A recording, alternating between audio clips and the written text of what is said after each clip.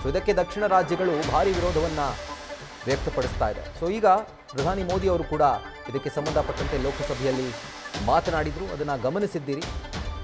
ಮಹಿಳೆಯರಿಗೆ ಸಿಗಬೇಕಾಗಿದ್ದನ್ನು ಅವರಿಗೆ ನೀಡಿ ನಾವು ಪಾಪ ಮುಕ್ತರಾಗ್ತಿದ್ದೇವೆ. ಇಲ್ಲಿ ಕೆಲವರಿಗೆ ಮೋದಿಯವರ ರಾಜಕೀಯ ಸ್ವಾರ್ಥ ಇದೆ ಅಂತ ಅನ್ನಿಸ್ತಾ ಇದೆ. ಆದರೆ ಯಾವುದೇ ರೀತಿಯಾದಂತಹ ಸ್ವಾರ್ಥ ಇಲ್ಲ. ಈ ಮಸೂದೆಯನ್ನು ನೀವೇನಾದರೂ ವಿರೋಧಿಸಿದ್ರೆ ಆಗ ಅದರ ಲಾಭ ನನಗಾಗುತ್ತೆ, ಬಿಜೆಪಿಗಾಗುತ್ತೆ.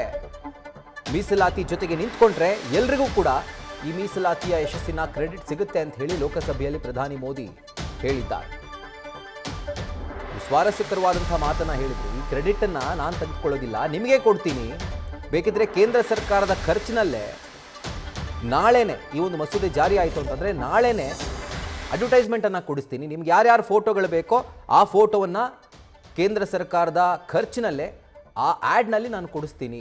ಬ್ಲ್ಯಾಂಕ್ ಚೆಕ್, ಕ್ರೆಡಿಟ್ನ ಬ್ಲ್ಯಾಂಕ್ ಚೆಕ್ಕನ್ನು ನಿಮಗೆ ಕೊಡ್ತೀನಿ, ನೀವೇ ಅದರ ಕ್ರೆಡಿಟ್ ತಗೊಳ್ಳಿ. ಆದರೆ ಈ ಮಸೂದೆಯ ಪರವಾಗಿ ನಿಂತ್ಕೊಳ್ಳಿ.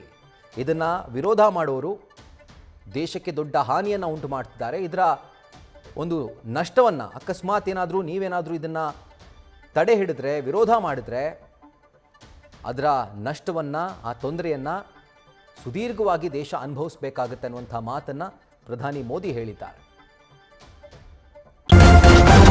ನ್ಯೂಸ್ ಫಸ್ಟ್ ನಿರ್ಭೀತಿಯಿಂದ ನಿಮ್ಮ ಪರವಾಗಿ.